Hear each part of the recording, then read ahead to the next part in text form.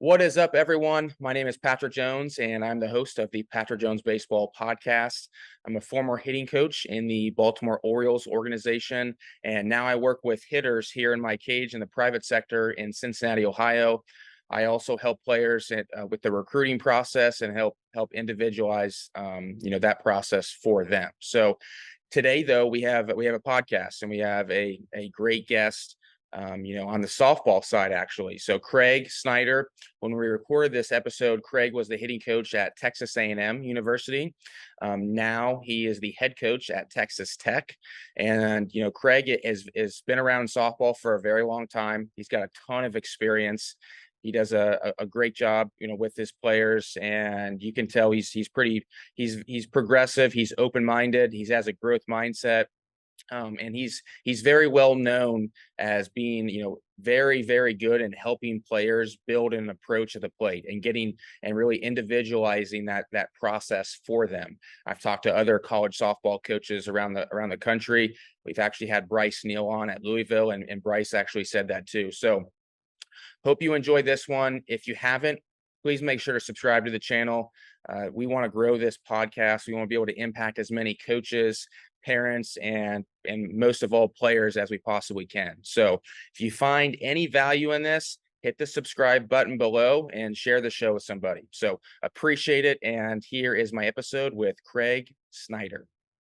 All right, we now welcome on Craig Snider, who is the hitting coach and recruiting coordinator at Texas A&M for softball. Craig, appreciate you coming on the show, man. Yeah, thanks, Patrick. Looking forward to it, and thanks for inviting me on. So I always like asking this question because I got a few buddies who have only been in softball, and then I have a few buddies who've started out in baseball, now into softball, and actually vice versa too. Why did you start and continue to stay in softball your entire career? It's kind of a funny story for me. I actually started coaching college softball when I was 18. I had gone to Lindsey Wilson College in Kentucky. Played baseball growing up, played in high school and stuff. I was average at best, but loved the game and had an opportunity to walk on at Lindsey Wilson, a small NAIA high school.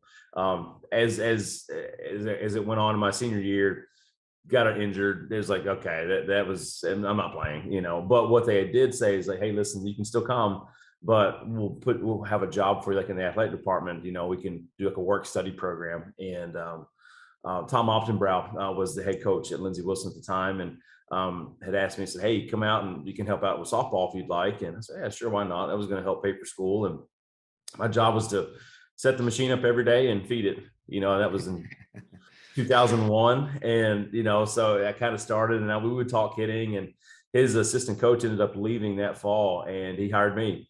So here I am, 18 years old, coaching kids that are older than me, and brand new to softball, and softball in Kentucky in 2001 wasn't the peak of softball, if you will, at the time. But spent 2 years there, and then Mark Montgomery, who's the head coach now at Maryland, he had taken a job down at Cincinnati College in Louisiana, and asked me to come down and be a student assistant and work with hitters, and he would pay for my school. So I jumped on that, and this started to become more of a career path for me, I found out. And I spent 2 years there, got my undergraduate from there. And then Coach Gasso at University of Oklahoma asked me to be her GA.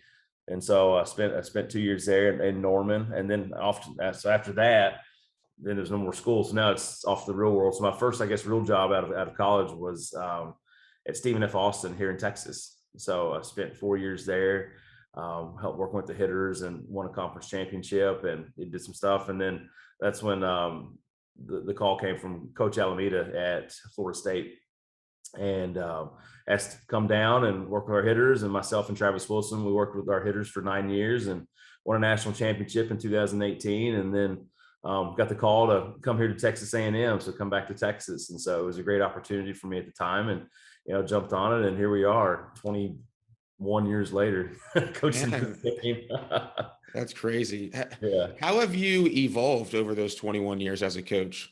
Oof, I think that happens on a daily basis, honestly. I from when I was 18 think this is how it's done, to now where I'm like, okay, I never knew what a kinetic chain was, and now I learned more about anatomy than I ever thought I would in college. And so, I think if you're going to be good in this game, if you're going to if you're going to stay stuck in your ways, you're going to get passed up pretty quick. And so, I knew when I came to the SEC, and I had a pretty good idea. We talk a lot about plans and approaches and what we're doing. We weren't too big on the mechanics at the time, because I knew we had to swing at the right things before we learned how to swing. And so after kind of spending a year, I'm like, okay, we can do some things better and we can move better. And so I studied a lot of teams that I thought moved well, and how they gathered and how they moved forward, and just the rhythm and the rhythm before they swing, and then their timing of everything. So spent a lot of time studying that, and so we implemented some of those things this year, and we've done a nice job. I've been excited for our squad. We scored the second most runs we've ever had in the SEC since joining back in 2013. So some good things coming from our hitters this year, and they're still young, and so they still continue to learn and grow. But I think you have to evolve, though. Gosh, if you don't evolve, you're going to get passed up in this game quickly. Yeah, I hear that for sure. How have you been able to make some of those movement changes? Because I know it's hard in a team setting, right? I mean, it's not like the private sector where it's just you and the player. There's time constraints, space constraints. So how have you gone about being able to make changes that show up in the game? Yeah, so the fall was really big for us this year. What we did individuals, and went through some on-base screening with them, trying to test them out to see what they can and can't do, and the mobility of scaps and ankle mobilities and things like that, and then would show them, like, listen, these are your dailies. These are the dailies that you need to work on before you step in the cage, and this is the things we need to do when we're in a training room. And then just learning the stuff we worked individually, like just again on our timing and our rhythm before that, because that's hitting, right? Like if you can have some rhythm in your gather, and then you can time it up, you'll do some good things. And so that the fall was big for us on that, and just learning how to move and how to stay in the posterior chain, and how to really use ground force to to create some power, honestly, and how the body works. And so we did a lot of cool stuff with some force plates. We actually, the insoles that you can put in the cleats, we did some measurement there. We're doing a little study right now between force plates and ground force, and exit velocity. So kind of some neat things there that we implemented this fall. Is there anything that you can share with that? Not yet, because it's not finalized yet, but because we're still trying to comb through and scrub the data. But there is a correlation, though. We're definitely starting to see a correlation of being able to keep your feet on the ground, and how much torque we can create in our swing and our exit velocities. And so the hard part is there's a lot of variables, right? And so hitting a moving ball at different spots, and people are different. So, but I'm hoping by the end of this fall, we'll be able to go, okay, this is what we see, and this is how we're doing it. Mm-hmm. When it comes to exit velocity, like you just mentioned there, like what's a really good exit velocity for a college softball player? You're going to see off a pitch ball. I mean, if you get in the 80s, that's impressive. Yeah, there's few kids that stay in the 80s. That is elite exit speed. A lot of our home runs this year that have left the yard at Davis Diamond are anywhere from 72 to 78. And so, and it's a big park here. So you have to really get it. You have to really get a hold of it to make it go. But we have seen some 80s, though. We've definitely seen some 80s that is a hard hit ball. And so that's your All-Americans are the ones that are doing that, and they're few far in between. In fact, like very few of the Team USA players could get in the 80s, honestly. Yeah, that 80s. I've tested a few softball players, and a couple have come close to 80. But yeah, it's impressive. I mean, able to hit a ball 80 miles an hour at any speed, but definitely for sure during a game. When it comes to like building approaches, like with the players and with your team, is there a team philosophy you have? Like I was listening to another podcast you did earlier, and you kind of talked about having a common language amongst your players. Mm-hmm. Yeah, it starts with us. I mean, the common language for us is going to be, we use the numbers on the plate, right? The 1 through 7. So 1 being kind of, inside the chalk, the batter's box on the right-hand side, and 7. So it's the numbers across. And so therefore, when they come off the field and ask, hey, where was that pitch? Oh, that was a 3, or that's a 4. So no longer is like, well, it was kind of outside, because my idea of kind of outside and their idea of kind of outside is completely different. And so we try to create that common language. So therefore now we have that language. So now we can really start talking about like, hey, today we're going to be hunting, 2 through 5, or hey, today, let's do a really good job of getting it 3, 4, 5 on the plate. Okay. And so we now know what we're looking for and we scout that way. So when we watch a pitcher, but hey, she's going to miss arm side, which is we're looking for 2 through 5 on here. So we're going to be facing a lot of end today. So we want to make sure we train now to be able to hit the end today. And we're going to do that. But yeah, so it starts with that common language, the 1 through 7 for us.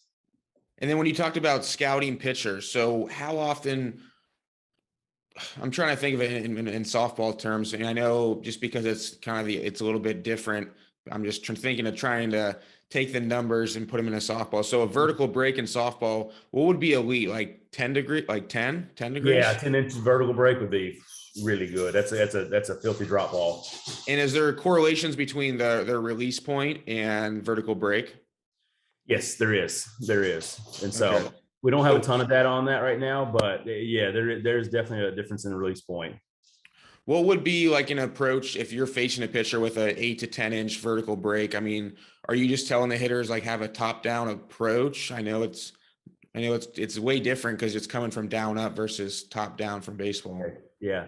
So if we're gonna, so we try to keep everything kind of simple too with this. So if we're going to be facing downspin that day, because we have the element of the upspin in softball, which baseball is kind of similar with the carry fastball now. Yeah. And so it's like we're going to be facing downspin that day. We're going to work really hard. We'll start off like, hey, today our goal is to make our outs in the air. That we're going to make our outs in the air. We want to try to get this ball elevated. We want to try to get underneath it. And let's get this ball in the air. And so the next thing we're going to do is, hold on, sorry, I've got dogs wrestling. Can you hear that in the background? You're good. They're good. Hold on, let me put these guys up. Give me one second. Okay, you're good. You're good.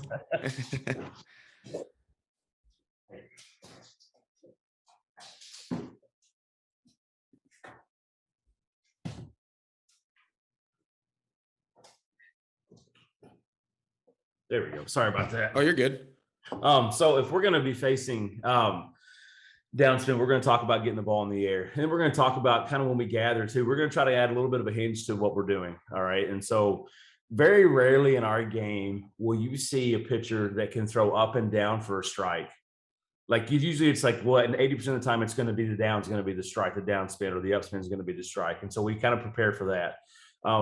And then when we get in the box, it'll depend. So again, this is where we evolve. For years, I've said, no, get your butt in the back of the box.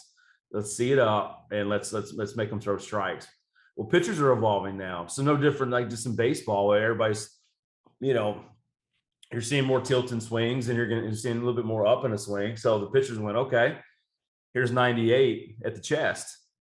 So now they're having hitters having to adjust again. When they live in softball, people started to figure out that the hitters were more in the back of the box so they could control their break points now. So now it's breaking a little bit later now, or it's breaking that. Whereas before they had a hard time doing that. They're evolving now. And so I was actually talking with John Malley the other day, the hitting coach for the Angels. And he actually had spoken about they were facing a certain pitcher. And so they actually moved a couple inches up in the box to try to catch it before it broke. And it was funny to hear that because to me, that was always a myth. I'm like, oh, you can't catch it before it breaks. And now I'm like, well, actually, this we have to evolve. We have to evolve. Pitchers are evolving. So now we have to evolve. So depending on where that break point is, we may move up a little bit in the box, never to the front. We're not doing that. But we may try to set ourselves up for a little bit more success in the box, facing that elite of a break. And so, and every hitter is going to be different. And when we do that, so the approach, that'll be like there'll be a blanket of like, hey, this is what we're trying to do. But then there'll be an individualized approach to this because there's going to be some kids that just don't handle down well. So we need to try to put them in the best position possible. Then there's some kids that have better tracking abilities and they can see the ball up. So therefore, we're not going to move them into the front. We'll keep them in the back. And then again, too, it depends on if we're going to try to run on this catcher or not, too, if we stay in the back or move up a little bit. So there's a lot of variables that go into it. But yeah, we're definitely, the blanket side of that is if it's going down, we're going to try to hit it in the air. If it's spinning up, we're going to try to, we faced Rachel Garcia in 2018. in the World Series. And I told our hitters, like, listen, today, make your outs on the ground. Now, I didn't want them to make their outs on the ground, but that was just our approach. Now, did we make any outs on the ground? No, not even close.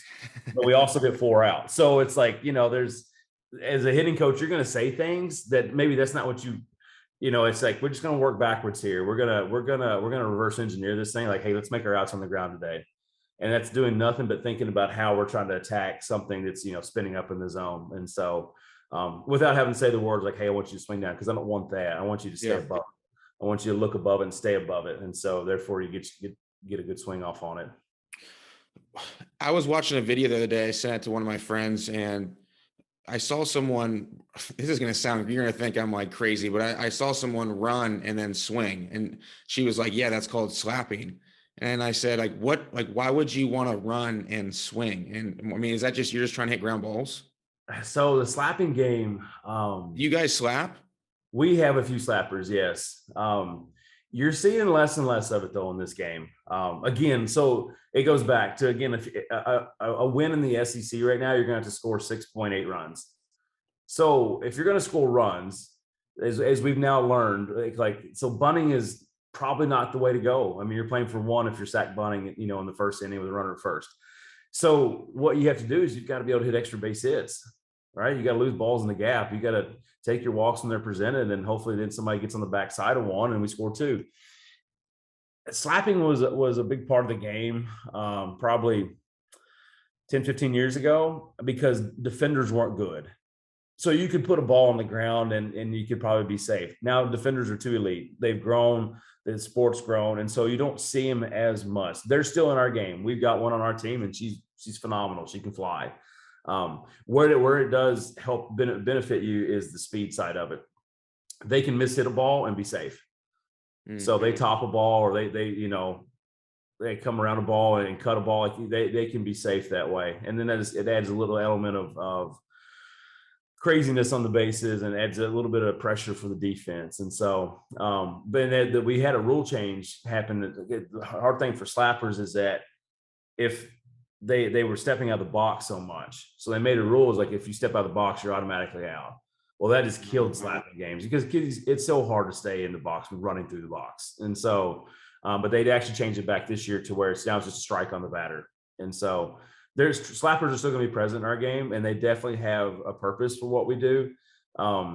But you're seeing more and more go away from it. I mean, just like the team we played this weekend, Arkansas, who's number 1 in the SEC in offense. And there's 90 slappers on there. I think, well, they have one that came off the bench at one point, but they're going to toe it up and see how hard they can hit some stuff. So this is perfect, because you're the recruiting coordinator. So when you're out recruiting, or if you see someone's a slapper, are you probably not going to look at them? No, not necessarily that. No? It depends on there's a lot of it depends on the position they play. Because if I need some speed, or if she's an elite shortstop or an elite defender, well, then we're going to take a look at that pretty heavily. But if I had my pick, I'd want to make sure that she could swing away as well. And so it's not just a slapper only. She needs to have the ability to swing the bat as well. And so I do think the days of the slapper only kid are they're numbered, I think, in our game. I really do. And so they need to have a few more tools in the tool belt. What are you looking for from a defensive standpoint? Well, it depends on maybe we'll just start like up the middle, like infield up the middle. Yeah. So, I mean, I go off the baseball scale, the 20/80 scale, and we're going to measure tools, right? So that's the easy part, arm strength, defense, speed, power, hit ability.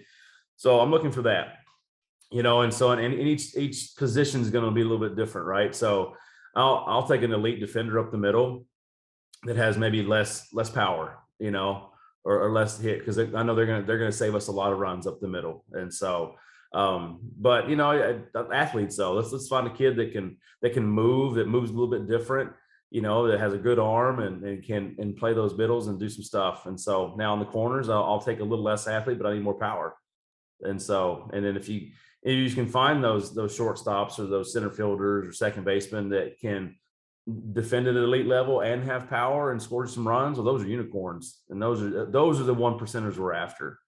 And so, like, we've got a catcher right now that, All-American last year, hit 25 home runs, and she's a great catcher. I mean, so it's, those are unicorns. You don't find those too often.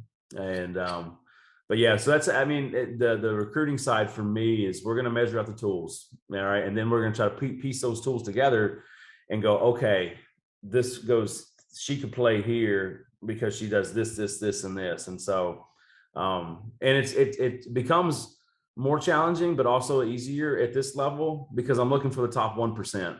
Mm-hmm. It's a little bit tougher, when I was at SFA, because there's a big pool of these kids, and okay, which one's going to shake out? I'm looking for 2 to 3 tools. Now I'm looking for 4 or 5 at this level if we want to compete for national championships. And so, but which one's going to shake out? Because there's only be 1 or 2 of those kids I'm making a decision on, whereas before I'm making a decision on 10 kids. My next question was going to be, how do you go about identifying players that you want to recruit? Yeah. So, I mean, you see them at camps, you see them out, and we obviously travel ball. We're out, amongst it, and we're watching those guys. We don't see too much high school ball because we're playing at the same time. But it's definitely one of those, we'll get video on kids and take a look at them. And I've got a list from, juniors and seniors right now, all the way down to 8th graders, that just keeping an eye on and watching and inviting to camp and, continuing to watch them grow. And I'm really diving into now because we've got to a point in our game where pretty much everybody can see tools. I mean, pretty good idea if this kid has an overhand velocity of 70 something miles an hour, we can see that. Now we need to know how they think. And that's the hard part, right? So we actually paired up with S2 Cognition, and we're taking tests to see how the brain processes information, how they perceive things, and how they think. And so I think that's the next level for this stuff, because now I can get a kid with all the tools, but if they don't think at a high level, we've got to develop a lot of stuff. So I may take a kid with maybe a lesser tool, but thinks at a high level and can process at a high level. I may take that over that, because those are the kids that are going to be gritty. Those are going to be the ones help you win in the end. And so I think that's where we're going. I don't know how we measure that yet without doing it in camps, without, then offering, within NCAA rules, doing stuff like that. But I don't know. I think there's a lot to be learned about that right now. Well, I think the most important things in hitting and in the game, you can't quantify, right? I mean, kind of what you just said, which makes it frustrating, but fun too. I mean, that's what kind of keeps me going anyway, is man, there's so many things to learn about the brain and how you process things. And I'm sure you've had players before who, you've had players who are very talented, but they couldn't put it together between the ears. And then you've had vice versa too. So that's interesting. Now, does that get into personality and things like that too? Is that some of the tests? No, so it's not a personality test. No. This is purely testing how the brain works. So this is actually like a blueprint of how your brain thinks and works. And it's really interesting, because you're right. So they just answer questions, or how does that? They take a test on a computer, Okay. and there's a lot of different things. There'll be some moving objects, and then they'll have a pattern, and something's moving, and then you have to tell them where that thing was going. And so, because it has tracking abilities, and and it's really interesting. Have you had any of your really good hitters do that? Yes, all of our hitters have done it, and it's really interesting. So the ones that I thought would grade well didn't. And some of the ones that I didn't think would grade well have graded well. So it's really interesting. And, what they talked about, he goes, here's the thing. He said, what has made your kids great is the plan and approach stuff. Because sometimes you're taking the thinking out of it for them. And you're allowing them to fail, because this is what we're looking for. He goes, and so that's what's the most important thing that you guys do as an offense, is that you have such a good plan and approach, so it supersedes some of these deficiencies they have. And so, which is really interesting, because I mean, I look at like Haiti Lee, for example, our All-American kid last year. Her freshman year, before we arrived, she had 2 home runs. Well, then last year she had 25. It wasn't a swing change. It wasn't that at all. It was how she thought about it. It's how she thought about, hitting something with downspin. It's how she learned how to sit on a changeup. How probably half of those home runs are changeups. And so, I talked to her about, I'm like, listen, when you learn how to do that, then you get to hit the thing you're good at, right? Mhm. You get to hit the velo. You get that now. That becomes fun. But all of a sudden, you square up a changeup, and that's gone. That's out of the pocket now. You're probably not seeing that again. And so and away too. She learned how a little bit better to hit away. So she goes deep away. Guess what? You're getting in now. Awesome.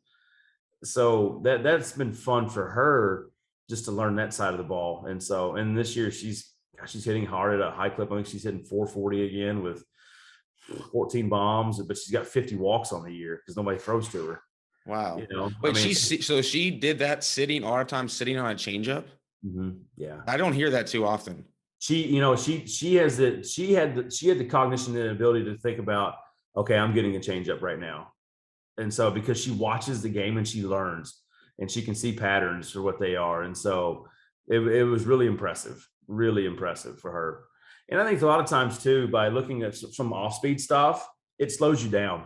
And so, because I've had hitters before, even at Florida State, like the Jesse Warrens and stuff, they may be looking for a changeup and they pull the trigger on something hard, but it put them on time and they hit it out.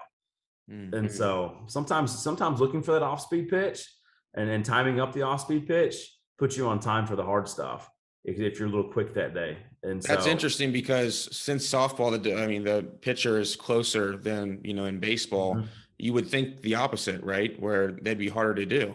Yeah, no, it's the changeup is the easiest pitch to hit in college softball if you're looking for it or if you think it's coming. It really is. I think it was, I can't remember if it was Millar or whoever it was on MLB Network one day went, I was always on time for what I was looking for. I may not have hit it, but I was on time for it. And I'm like, that's a bold statement. I like that though, because I think when you're actively looking for something, your body moves in a certain way. Like if you're looking for the change up and you slow yourself down and you move a little bit later, you're on time for it. What are the percentages normally for pitchers who throw changeup versus other pitches? You're going to see, one of the things we do when we scout is like, okay, does she have an off-speed pitch? If so, then is it a strike? And what percentage of that is a strike? Because if it's less than 50%, we're not going to look for it unless she just establishes that day. We're going to look for the hardest, because at the end of the day, like, I want to hit fastballs, right? Like let's be really good at hitting fastballs. But if you can throw something up there that's 50 miles an hour and I can time that up, I can hit that a long way as well. Yeah. And so, so it depends on the pitcher. It depends on that pitcher that, that has one. We faced a great kid this weekend who didn't have a changeup, but it was up and down in the zone. So it presented problems. Like, you have to pick one of the areas and go.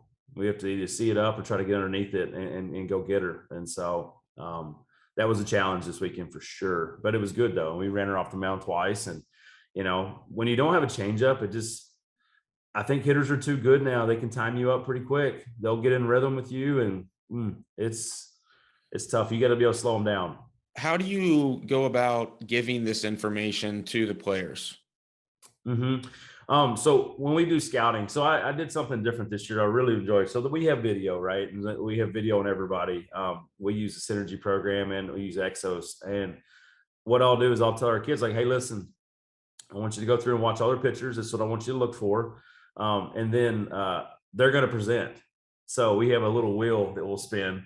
They don't know who's going to be called that day, and they have to get up and present in front of the team, which is great because they don't know who's going to do it. It's different when I'm like, hey, you're doing this tomorrow, then everybody else can go, I'm not watching it. Everybody has to watch it now. That's awesome. So it's actually turned out to be pretty cool. And there's some accountability there because, I'm talking like, these are your at bats. I can watch film till I'm blue in the face, but unless you take ownership of your at bat, this doesn't matter. It's not my bats. My career is done. And, it's over. I've been doing this. I'm coaching now. So I need you to take accountability for it and watch that. And so they've done that this year. So we'll go through, we'll watch that film, and then I'll pull up random things that I see, like, hey, throws the change up after this pitch 65% of the time, or, hey, we can see the grip on this change up, or you can see, when she does this is going to be a change up. So we're looking for any tip that we can find that's going to help us take down that pitcher that day. Well, you're also helping them with just public speaking skills too, right? That's huge. And I don't think, that's something that they can take wherever they go when they get done playing. I like that. Absolutely. When you have to stand up in front of everybody and present, that's a tough one. And our youth today, they're really not used to that. So there's a lot of cool things that come from what we're doing with this. So we got a lot of people who'll be listening to this who'll be younger, right? They're still in high school, they're playing, there's going to be coaches. What's something when you're out on the recruiting trail that you see a lot of times that, maybe it's a swing, a flaw, or defensively they're not moving a certain way? Like, what's something that you would say the majority of players out there, if they worked on, it would help them in the long run? I think I talk to this a lot about with youth players, and it's plate coverage, like from that side of the ball. Like, man, like all too often I see these kids just toe the chalk and just get in there and just wail away. And then the problem becomes is that I'll ask them, well, so why are you towing the line? Why are you so close to the plate? And the answer is, well, I want to hit the outside pitch. I'm like, well, which outside pitch? And I'll point to the plate. Like, are you talking about the one that's on the corner here? And I'll point to one that's like on the chalk. And they're like, well, what's the one on the chalk? And I'll say, well, they just put this rule in baseball and softball that if you get 4 of those balls that are on the chalk of the other batter's box, you get to go to first base for free. And I said, and they're like, what? But they call it. I'm like, I understand that, but also pitchers miss. Okay. And I said, here's the problem. So here's the miss pitch on the plate, right? And look, your hands are almost on top of the plate. So how am I getting to that pitch? Now I've got to make contact way out front to hit this pitch. And now I'm hitting it a mile foul. So the thing that pitcher didn't mean to throw, and the thing that you actually want to hit, you can't hit because you're so concerned about the pitch that's not a strike. So I talk about like give yourself some room and give that pitcher a shot to miss. Put the fat part of the bat on the fat part of the plate. I mean, it's pretty simple. And just by that, you're going to cause more damage. You're going to get better pitches to hit. And mechanically, you're going to be better because as we see these kids that crowd so much, the first thing they do is bail now, because that's the only way you're going to hit something middle in is you have to bail and you have to fly open. So I think that's a big one. And that's not necessarily a swing adjustment as much as just an approach adjustment, and that I think that approach will actually help your swing a little bit because you're not having to bail every time, and learning how to hit a pitch the other way and learning how to stay behind the ball will help them so much. And I think the other thing too is just, there's never a moment you can't be trying to get in rhythm with the pitcher. And not just on deck, and it's in the dugout, like trying to, when am I starting my swing? How am I doing it? When am I starting to move? When am I moving forward? Learning how to do that at a young age would help hitters so much, so much. I actually put a video of my son on Twitter probably a couple weeks ago, but he just naturally watches. He's 7 years old, and he's in the background, and he's right here, and he's just starting to hinge and starting to move forward.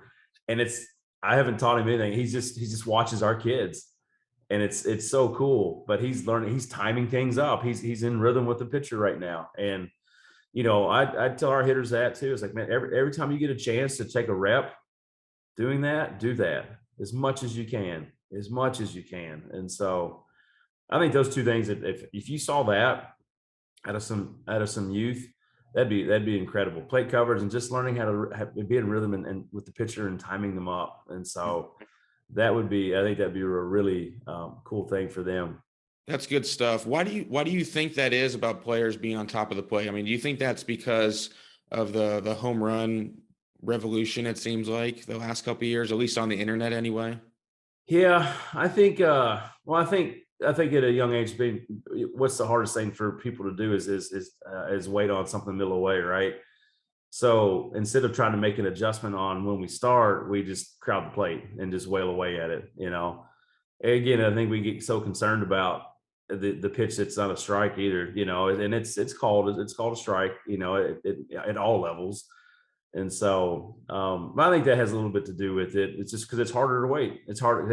Nobody's being taught like when to start and when to move forward. Everybody's making a step towards the pitcher or making a step towards the ball before the ball's even released. And so you're out in front. So therefore it's really hard to hit something middle away. And so when we can learn like, okay, I'm actually going to make my move forward later now I can be on time for that pitch.